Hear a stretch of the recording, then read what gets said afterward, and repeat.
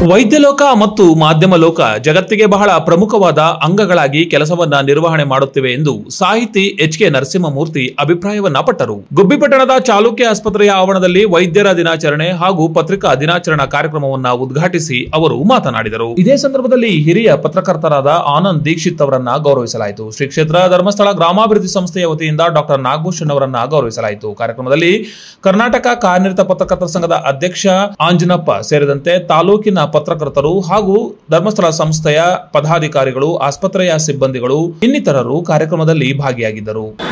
ಇವತ್ತಿನ ವಿಚಾರ ಮಾತಾಡಬೇಕಂದ್ರೆ ನಾವೇನೀಗ 30ರಿಂದ 40 ವರ್ಷದಲ್ಲಿ ಇದ್ದೀವಲ್ಲ ಪ್ರಾಯದವರು, ಭಾಳಷ್ಟು ಬದಲಾವಣೆಗಳನ್ನು ಪ್ರಪಂಚದಲ್ಲಿ ಬದಲಾವಣೆ ಕಂಡಂಥ ಅತಿ ದೊಡ್ಡ ಬದಲಾವಣೆ ಕಂಡಂಥ ಜನ್ರೇಷನ್ ನಮ್ಮದು. ಪ್ರಿಂಟ್ ಮೀಡಿಯಾದಿಂದ ಡಿಜಿಟಲ್ ಮೀಡಿಯಾಗೆ ಹೋಗ್ತಾ ಇದೆ. ಪೇಷಂಟ್ನ ಮುಟ್ಟಿ ಮಾತಾಡ್ಸೋದ್ರಿಂದ ಇವತ್ತು ಟೆಲಿಮೆಡಿಸಿನ್ಗೆ ಹೋಗ್ತಾ ಇದೆ. ಒಂದು ಆ್ಯಪಲ್ಲೋ ಒಂದು ಕಂಪ್ಯೂಟ್ರಲ್ಲೋ ನೋಡ್ಬಿಟ್ಟು ಮೆಡಿಸಿನ್ ಪ್ರಿಸ್ಕ್ರೈಬ್ ಮಾಡ್ತಾ ಇದ್ದೀವಿ. ಸೊ ಫಾಸ್ಟ್ ಚೇಂಜ್ ಆಗ್ತಾಯಿದೆ, ತುಂಬ ವೇಗವಾಗಿ ಬದಲಾಗ್ತಾ ಇದೆ. ಅದು ಬದಲಾದ ಪರಿಸ್ಥಿತಿಯಲ್ಲಿ ನಾವು ಅದಕ್ಕೆ ಅನುಗುಣವಾಗಿ ಹೊಂದ್ಕೊಂಡು ಹೋಗಬೇಕು. ಆದರೆ ಮೂಲ ಬೇರುಗಳನ್ನು ಮರೆಯೋಕ್ಕಾಗದೆ ನಾವು ಗುಬ್ಬಿಗೆ ಬಂದು ಮಾಮೂಲಿ ಸಾಂಪ್ರದಾಯಿಕ ಪ್ರಾಕ್ಟೀಸ್ನೇ ಮಾಡ್ತಾಯಿದ್ದೀವಿ. ಮತ್ತು ಡಿಜಿಟಲ್ ಮೀಡಿಯಾ ಪ್ರಮೋಷನ್ ಮಾಡೋ ಟೈಮಲ್ಲಿ ನಾವು ಇವತ್ತು ಪೇಪರ್ ಹಾಕ್ತೀವಿ ಅಂತ ಇವತ್ತು ಏಜೆನ್ಸಿ ತಗೊಂಡಿದ್ದೀವಿ, ಒಂದು ಹೆಜ್ಜೆ ಹಿಂದಕ್ಕೂ ಹೋಗಿದ್ದೀವಿ. ಆದರೆ ನಮ್ಮ ಮೂಲಗಳನ್ನು ಮರಿಬಾರ್ದು. ಈಗ ಒಂದು ಸರಿ ಎಲ್ಲ ವಾಟ್ಸಪ್ಪು ಫೇಸ್ಬುಕ್ಕಲ್ಲೇ ಸಿಗುತ್ತೆ ಅಂದರೆ ಪೇಪರ್ ಓದೋರು ಯಾರು? ಅದನ್ನು ನೆಚ್ಕೊಂಡಿರೋಂಥ ಸಾವಿರಾರು ಕುಟುಂಬಗಳು ದೇಶದಲ್ಲಿ ಅವರು ಕೂಡ ಆಶ್ರಯ ಆಗುತ್ತೆ. ಮತ್ತು ನೀವು ನೋಡಿರ್ಬೋದು, ಒಂದು ಸತ್ಯಾಸತ್ಯತೆ ಒಂದು ಇರುತ್ತೆ. ಒಂದು ಪೇಪರ್ನಲ್ಲಿ ಪ್ರಿಂಟ್ ಮೀಡಿಯಾದಲ್ಲಿ ಸತ್ಯಾಸತ್ಯತೆ ಇರುತ್ತೆ.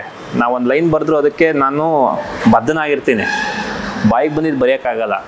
ಅದೇ ಇವತ್ತೇನಾಗಿದೆ, ವಾಟ್ಸಪ್ ಯೂನಿವರ್ಸಿಟಿ, ಫೇಸ್ಬುಕ್ ಯೂನಿವರ್ಸಿಟಿ ಅಂತೆಲ್ಲ ಬಂದು ತಮ್ಮ ಅಜೆಂಡಾಗಳನ್ನು, ಸುಳ್ಳು ಸೃಷ್ಟಿಗಳನ್ನು ಮಾಡಿ ಜನಗಳನ್ನು ಮನಸ್ಸನ್ನು ಕಲುಷಿತ ಮಾಡಿದಂಥ ಕಾಲದಲ್ಲಿದ್ದೀವಿ. ಸೊ ಹಂಗಾಗಿ ಏನು ಮೂಲ ಇದೆಯೋ ಅದನ್ನ ನಾವು ಉಳಿಸ್ಬೇಕು ಅನ್ನೋ ನಿಟ್ಟಿನಲ್ಲಿ ಒಂದು ಸಣ್ಣ ಪ್ರಾಮಾಣಿಕ ಹೆಜ್ಜೆ ಇಟ್ಟಿದ್ದೀವಿ. ಅದರಲ್ಲಿ ಖಂಡಿತವಾಗ್ಲೂ ಯಶಸ್ಸು ಸಿಗುತ್ತೆ ಅಂತ ನಾನು ಭಾವಿಸ್ತೀನಿ. ಏನು ಬಡವ್ರ ಬಗ್ಗರು ಮಕ್ಕಳು ಏನು ಸರ್ಕಾರಿ ಶಾಲೆಯಲ್ಲಿ ಓದ್ತಾರೆ, ಅವರಿಗೆ ಒಂದಷ್ಟು ಸೌಲಭ್ಯಗಳನ್ನು ಕೂಡ ಕಲ್ಪಿಸ್ಕೊಡುವಂಥ ಕೆಲಸ ಮಾಡ್ತಾ ಇದ್ದಾರೆ. ಅದ್ರ ಜೊತೆಲಿ ಇತ್ತೀಚೆಗೆ ಏನು ವಿಜಯ ಕರ್ನಾಟಕ ಪತ್ರಿಕೆ ಒಂದು ಏಜೆನ್ಸಿ ತಗೊಂಡಿವಿ ಅಂತ ಹೇಳಿದ್ದಾರೆ. ವೈದ್ಯರ ದಿನ ಮತ್ತು ಪತ್ರಕರ್ತರ ದಿನ ಅಂತ ಅಂದ್ಬಿಟ್ಟು ಚಾಲುಕ್ಯ ಆಸ್ಪತ್ರೆಯಲ್ಲಿ ವಿನೂತನವಾಗಿ ಮಾಡ್ತಾಯಿದ್ದಾರೆ. ಅವರು ನಿಜಕ್ಕೂ ಕೂಡ ಡಾಕ್ಟರ್ ನಾಗಭೂಷಣ್ ಅವರು ಎರಡೂ ಕ್ಷೇತ್ರದಲ್ಲಿ ಕಾಲಿಟ್ಟಿದ್ದಾರೆ.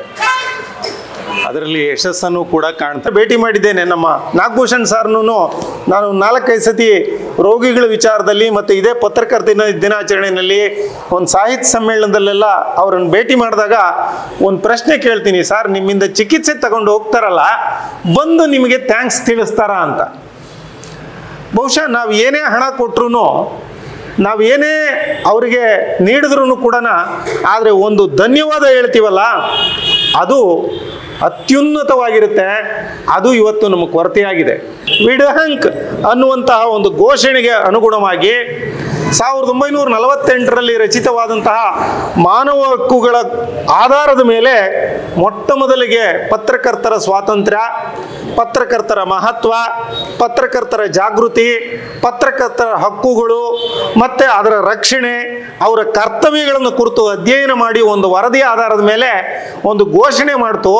ಅದಕ್ಕನುಗುಣವಾಗಿ ಮೇ 3ರಂದು ಇಡೀ ಜಗತ್ತಿನಾದ್ಯಂತ ಪತ್ರಕರ್ತರ ದಿನವನ್ನು ಆಚರಿಸ್ತಾರೆ.